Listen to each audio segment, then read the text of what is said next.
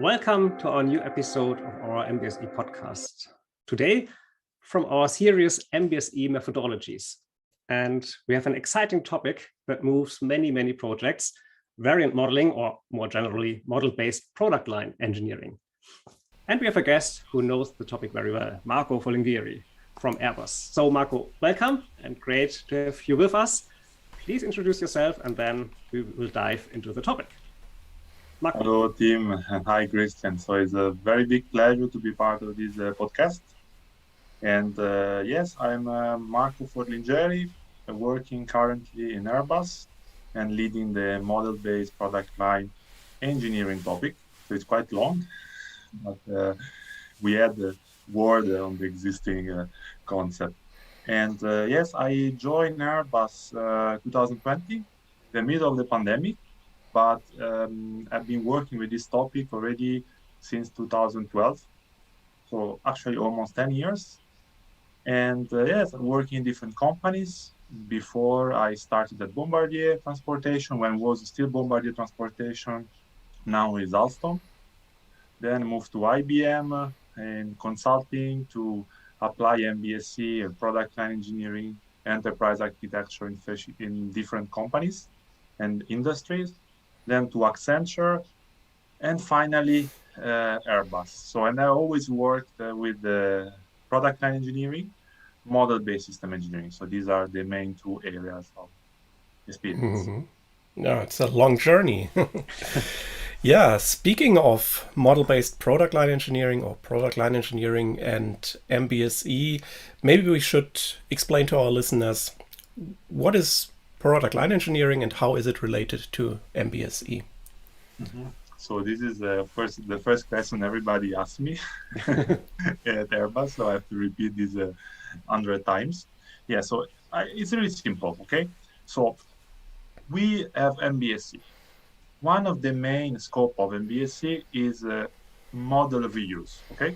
So we would like to reuse as much as possible models.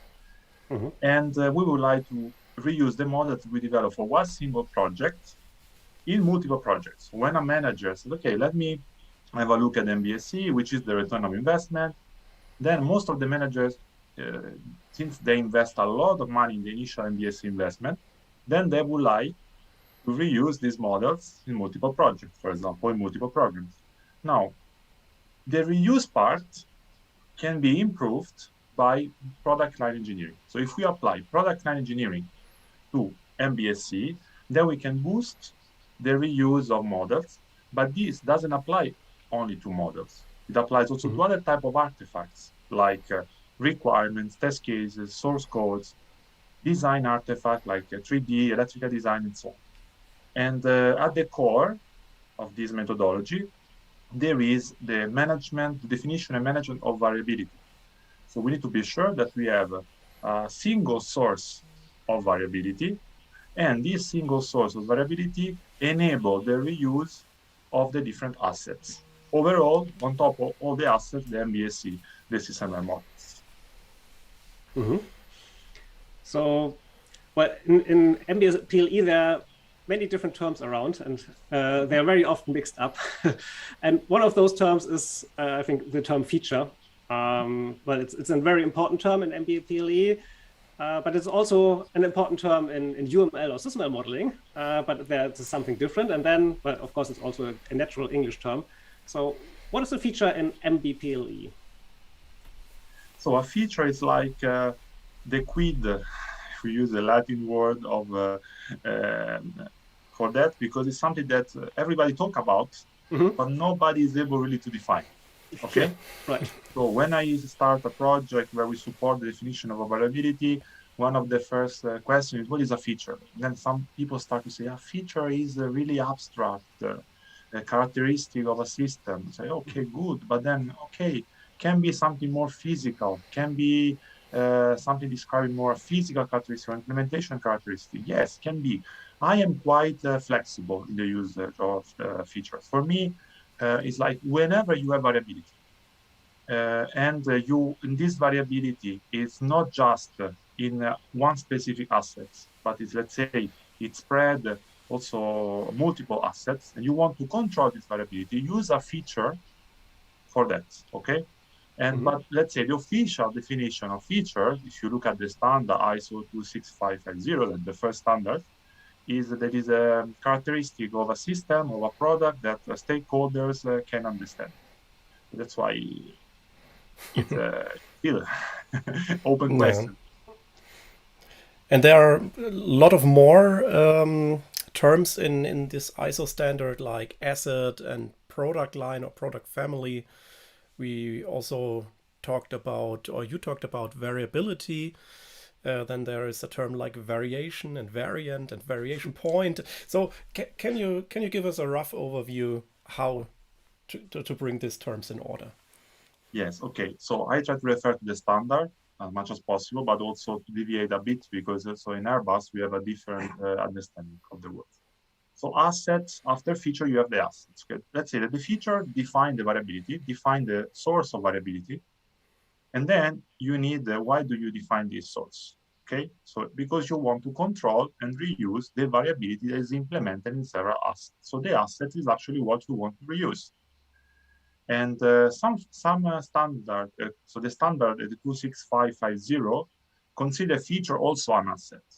But for me, a feature is something a bit more than an asset, you know, because it's needed to control the asset, and in the reality doesn't exist a feature, okay? Other types of assets can be, as I said, system and models are assets, or source code are assets. So it's everything that is needed to engineer a product or a system that you want to reuse, okay? Then after the assets, we have the concept of product line and product family. So for me, the two concepts are really synonymous, okay? In Airbus, I would say two, but we distinguish more that the product line can be at any level. So it can be a system, can be a product, can be a component level. Why the product family is really the Airbus, not the airplane product family, like the A320, A321, A330, and so on. So this is just an internal distinction. But for me, we can say that they are synonymous. Then we have variability and variation. Both variability and variation are somehow synonymous. But I like to say that I define the variability in the feature models and the variation in the assets. Why I distinguish like that? Because there is a second term called variant and variation points. Since there is the word variation that is in both a variant and variation point, I prefer to distinguish that the variation is what you implement in the assets, while the variability is what you define, let's say, more as a need, as a source, of variability in the feature model, okay? So the variant is actually the part in your asset that varies, okay? So that's at least my understanding of how I use the word. While the variation point is the point in the asset where the variation starts to propagate, okay? So this is basically a bit and, of course, rough and fast definition of these terminologies. Thank you. Yeah, very good. So the terms are often used very differently, and I think there's no single source of truth, but it's good that you have your own valid definition of it, and yeah, you definitely have one, and a reference is ISO 26550. You already mentioned that standard. There's another standard, the new one published last year, ISO 26580. Does that standard replace the other one, or what is that standard about? Oh, let's say that the new standard is an extension or clarify what was before, no? There. So the previous standard, that's the 26580. Clarify in brackets. For me, there are some words that in the new standard or some terminology in the new standard are not so clear, okay? So I really like the previous standard, honestly, because it was generic and could have been applied to different, if you are using, for example, OVM, that's orthogonal variability language, or if you are using a feature modeling language, it had a broader application. Now, one of the biggest advantages of the new standard that was released, as you said, in June 2021, is probably the concept of feature-based, because it says that if you want to develop product systems with a product line engineering, you have to do with a feature-based approach. And this is something I like a lot. However, I think the standard is still too much tool-driven. The terminology are too much tool vendor-driven, and this is something that I would like to avoid, especially for the definition of a standard, because it should be as much as possible tool agnostic, also from the terminologies. And in general, the terminology that are in the 26550, I find them more generic and also clearer for certain aspects. So that's let's say a bit, but of course, I mentioned already OVM, okay? And I can mention FODA, that's the father of feature modeling language. And these are different approaches to formalize the variability. So if we can, the standards don't specify any of these approaches, and these also I find it good. However, both approaches are somehow based on features. FODA, that's so it's basically the father of feature modeling, is it's explicitly mentioning the features and defining the features. While the orthogonal variability model, it's an alternative language where features are not, I would say, explicitly defined. And in the end, it depends, for me, it depends on the usage that you want to do. I am not a fan of OVM, for example, for the following reason. Because there, the variability is defined orthogonally. This could be a good thing because you have, let's say, your MBSE models, your MBSE project, you have operational, functional, logical, and you may have the variability that is impacting all the layers, okay? And then you can link the OVM model, so the variability model, with the different assets on the different levels, orthogonally. However, there's no hierarchy.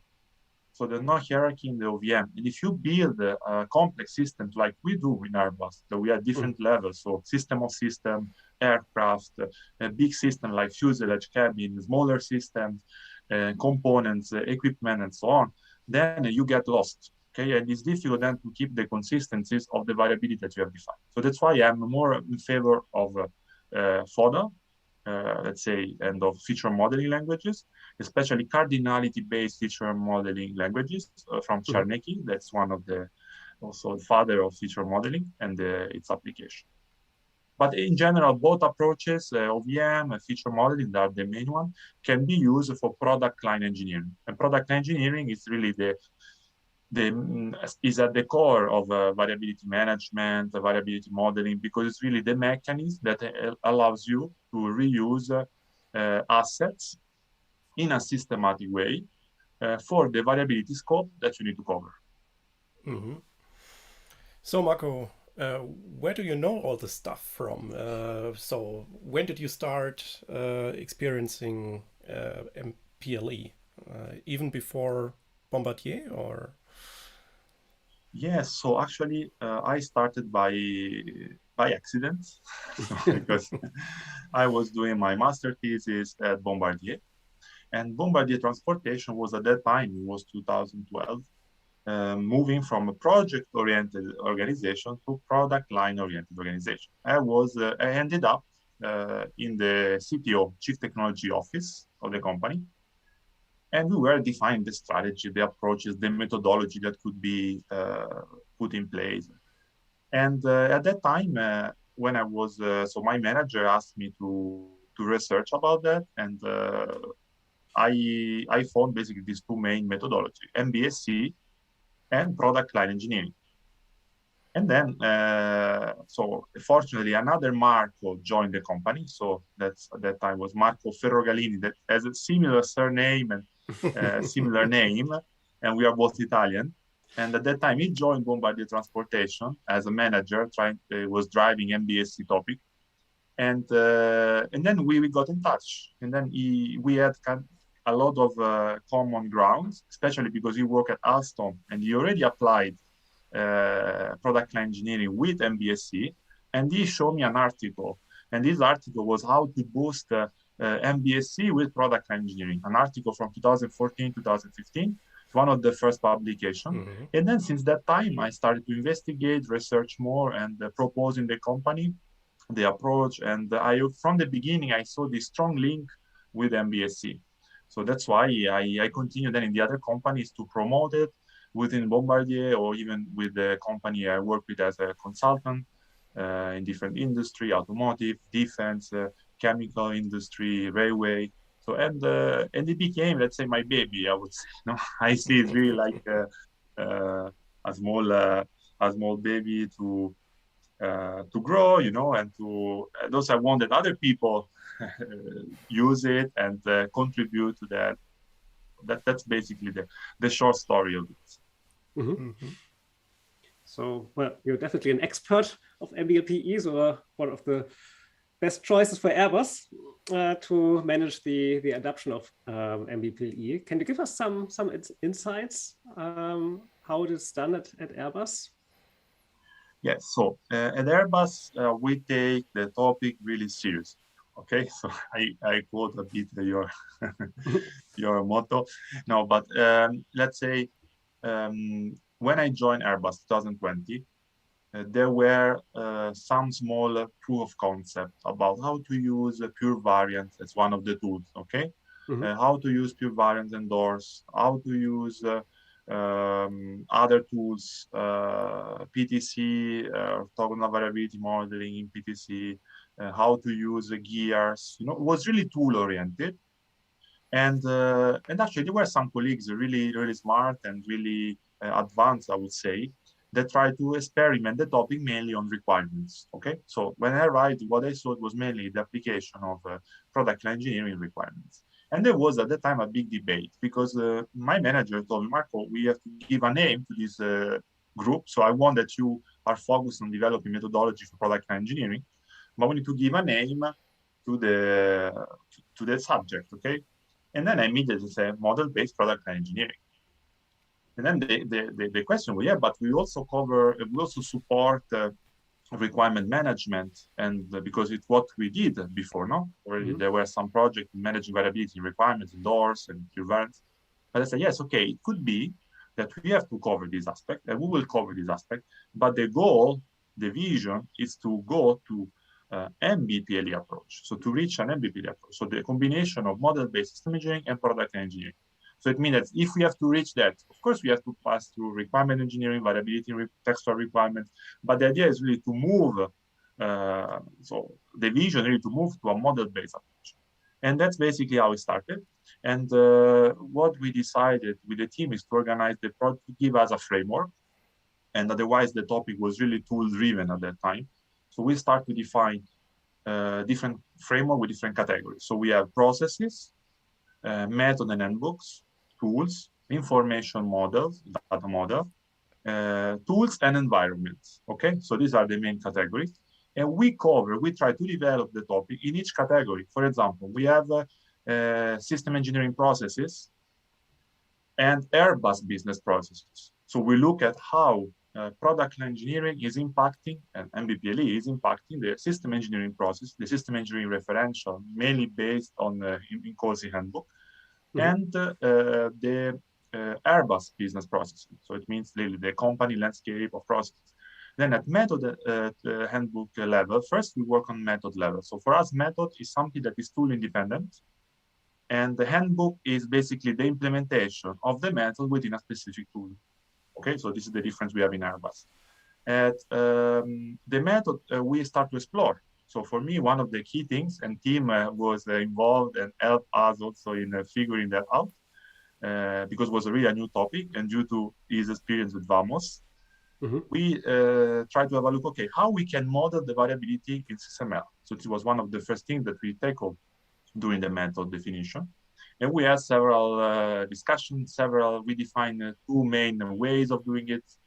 We call clean and direct, so that's basically way to model the variability. I will not enter into the details, but so we really explore methodologically, okay? So how can be model the variability? And then the next steps was, okay, now that we have a concept, how we can implement this concept in the existing Airbus MBSE framework that is called MOFLT, so Mission operation, functional, logical, and technical. And this was a very big challenge. And then comes a new challenge, how we can support now multi-level. So it means if we have variability at multiple level, multiple system level, how we can support that. And, and this was all the methodological part. Then we had to produce handbooks because we had to support key users in applying this and testing this, if it was working or not. And we need to be sure that what we define can interoperate also with other concepts, for example, requirements, validation, verification. So we have an interoperability model, an information model, data model in Airbus, where we also have to define variability concept. We come back now to the concept that we mentioned in the beginning. What is a variation point? How do you link a variation point with an asset? What is a feature? What is the relation between a feature and an asset, and so on? And then the tools. So the tools come really after all of this. So it's not the first piece of the puzzle. And the tools also, is really important topic. And we have several solutions. We have a tactical solution and a strategic solution. The tactical solution mainly based on pure variance and Cameo. The strategic solution will be probably based on 3D experience and Dassault system. And then finally, that's for me the most important part, is the environment. Okay, the environment is where we really test and we collect feedback from our users on the methodology, on the tools, on everything we do. So we have a page that is public to everybody in Airbus, everybody can access, where we publish all the information, all the content. It's really knowledge-based and transparent, available to everybody. And we undertake activities with different teams in Airbus, from space, helicopters, doors team, wings, program, aircraft, new flight management system, and so on. Zero emission, new program. We provide them the methodology, the tools, the coaches, and they apply and they provide us feedback. And we refine the methodology according to their feedback. Sometimes the feedback makes sense. Sometimes we tell them, well, maybe you can do it in a different way. We don't have to change the methodology. So this is really how we work. No, it's really a lot to do, and it's really difficult to explain this in few words. But that's really the big scope at Airbus. So when you talk about Airbus, you really mean the whole Airbus. No? You mentioned space, defense, commercial aircraft, and so on. So it's the whole company and not only a single project. Or no, because maybe I didn't mention that. I should have mentioned. Otherwise, my manager. Jokes apart. I'm part of a program called DDMS, so Digital Design Manufacturing Service. The program is to transform the way Airbus engineer its products. And of course, in a digital way, because digital is the first word in DDMS, in the program, the acronym. And the idea is we want to transform the way we engineer the products from the beginning, from the requirements and the market needs up to the manufacturing. And we want to establish a digital continuity between all the data we produce. Of course, in a model-based way. But one of the three main pillars of DDMS, in fact, are product line, modeling and simulation, and digital continuity. So these three topics match really well with MBPLE, because you have, let's say, you develop all three within MBPLE. So let's spread PLE a little bit. So if I'm a listener and I would like to learn about it, what are the main sources for me? So first of all, the standards. So I would say start with the ISO 26550 is the first standard. I would say, of course, you can also have a look at the second standard, the 26580, at the main references. Probably, I don't know if you will understand a lot if you are a beginner, the topic, because sometimes they're not always clear. I would propose then two main sources. One from Matthew House, I think. That's one of those main system contributor, I think. He was one of the first to talk about MBPLE, especially applying with the PTC. I would say there is a PTC case with orthogonal variability model. There is a for orthogonal variability model. We have Klaus Paul, that's also one of the main professor, and that developed the OVM topic. Let's say, for what concern MBPLE, we have also Ferrogalini, Schale, the paper I mentioned before, that's from 2015, how to boost MBSE with product line engineering in a rolling stock, so with the Alstom case. Mhm. And it's really interesting there because they propose different type of reuse strategies. Then, of course, there is, for product line engineering itself, there are a lot of sources. Okay, I'm just referring more on the MBPLE sources, because then product engineering is like almost like MBSE, so you have a lot of sources, and I'm really referring, and even the standard don't talk about MBPLE. So the standard talk really about PLE. So if we want to be really precise, the two standards refer just to PLE. And the two sources that talk about MBPLE are Matthew Hauser and Ferrogalini Schale from 2014, 2015. There's not so much actually. I'm actually active and maybe so we'll come with some publication this year. Let's see. No spoiler, but there's not so much actually, I would say. And so there's no official definition of MBPLE in a standard, right? So not yet. No, there's not. And also we have mainly some tool vendors that let's say call their own plugin MBPLE. They kind of use the terminology, and some people, when you talk about MBPLE, they think immediately about a specific tool. But in theory, it should not be like that, no? Because it's more than that. And if you today you digit online MBPLE, you find a lot of demonstrations purely based on tools, different tools. So Rhapsody, Cameo, and with Big Lever, Pure Variants, PTC, so the main one. Huh? But there's not really a theoretical foundation or something tool agnostic. Yeah, speaking of tool agnostic, would it make sense from your point of view to have some kind of PLE modeling language in addition, so to say, to SysML or something standardized, which is supported by multiple tools? Yes, definitely. It's not easy because, as I said, there is not a single understanding. There are different ways of defining it. So one aspect, feature modeling. Let's start with feature modeling. First of all, it's not just feature modeling. There's feature modeling and OVM, okay, the main languages. So which one do we pick? Okay, so we're already there. We'll have a big problem to make people agree on that. Some people, they know OVM is better. Some others, the feature modeling, know is better because of that. So we have already there a problem, okay? Then when we go into the, it's not just about defining features. It's also about how do we implement these features? How do we implement the variability? And we take now, and there, the tool vendors will enter also in the game. No? Also, for example, we have some tools that apply OVM, some others apply feature modeling, some of them that apply a mix of the two. Then how do we realize this variation point in the different assets? It's not easy to find. I think there were several attempts with the CVL, common variability language. There have been some attempts with variability exchange language, more on the exchange. Yes, exactly. But it's really difficult to find a common language. So my dream would be to have. So that's my dream, so don't take it as to have PLE language or feature modeling language based on SysML. So this would be, let's say, maybe for the OMG group, I just leave it like that, okay?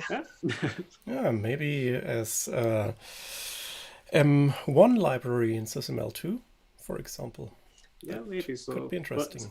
SysML v2 will cover variability, but not feature modeling. It's not part of the language.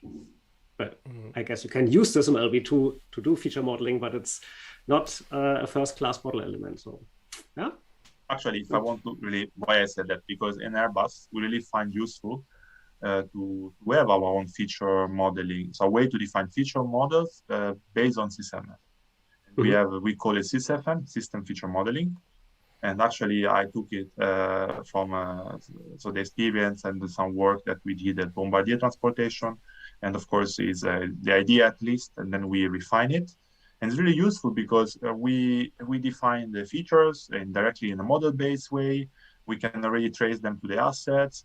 Of course, the transformation is really limited because is a plugin that is mainly focused on definition of features, on the relation, on the constraints. It would be good if this could also, if could enable the transformation. Today, for the transformation, we need to go to tools like pure variant. We need to import then the feature model that we define in Cameo and pure variant, and so on. But the idea there is, because the user finds really user-friendly, especially if you already use SysML, is really good, to work with the same similar language and with the same model-based functionalities, and then be able to link your feature directly with your models. So there is definitely an added value for that. Yeah, and system has all the basic concepts. No, it's already there. So decomposition and all this stuff. So it's So, well, if our listeners are now interested to learn MBPLE or to use it in their projects, what's your recommendation for those people? Where should they start and so? So first recommendation, okay, it's a complex topic, but the most difficult part is dealing with people, okay? So because you, especially in a big organization, if you are in a big organization, I expect that if you apply MBPLE, probably you are in a big organization, and then you have to explain what it is. And probably these people already had difficulty to understand what MBSE is. And then, okay, now I got what the MBSE is. And then you go there and say, no, but there is something on top. It's MBPLE. And I say, what is that now? So this is already one difficulty. So really, really good. I would say one recommendation is clarify exactly what, if you need MBPLE, could be that you don't need, could be that first you need to apply good MBSE, and maybe enable the reuse just on SysML with the reusing library or modeling in a generic way. Or maybe you have a requirement-based, a text-based approach, and you have to reuse the requirements, so you just can apply the feature modeling and the variability definition on the requirements. But if you really need, if you have MBSE approach and you want to boost it, and you want to get to the next level, then I would say you should go with MBPLE. And the first things, clarify basically what you cover, what it's covering MBPLE. And for me, is really and try to explain it with simple terms to people. So to really show, okay, what is MBSE, then why we put PLE on top, what is the added value. I use Disney video to show that, because you think in Airbus, you deal with people that all aeronautical engineers. No, it's not the case. You have to go with sales people, with marketing. So sometimes I use a Disney video to explain what MBPLE is. We use coffee machine to explain how to define the variability. It's really important to tailor the knowledge depending which is the stakeholder in front of you. Second recommendation, detach the discussion from the tools. Sometimes I go into a meeting and then the first question they're talking about, are you doing with this tool or with these other tools? Please try to detach the discussion from the tools, try to have some conceptual really thinking on the concept, and of course, don't reinvent the wheel. There are some sources. Ask experts also to support you. There are not so many experts also, but there are experts. Even people with a good understanding of MBSE can help you. Okay, it's better than not having anybody and try to reinvent the concept from scratch. And then a third recommendation that I would like to give: create a framework. Okay, so really know exactly what are you doing and which category your topic is part of it. Are you working on process? Are you working on method? Are you working on tool chain, customization? Are you doing a proof of concept to get a feedback about the methodology or to test something about the tool? Clarify the framework. And this is more marketing, so I like to mention that, but it's important.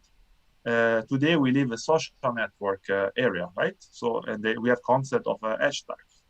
So I want that MBPLE in Airbus becomes an hashtag. So I want that really people use it as sometimes I hear people talking about MBPLE now, and so good, but even they don't know what it is. Okay, so it's important sometimes also that people talk about it within the organization, and you create somehow this hype. That people talk about MBPLE, you start to see everywhere MBPLE. Then the understanding will come, okay? But sometimes it's also good to create this momentum, especially in big organizations. Same for MBSE. Yeah, exactly. So it's basically not inventing anything. Yeah? Yeah.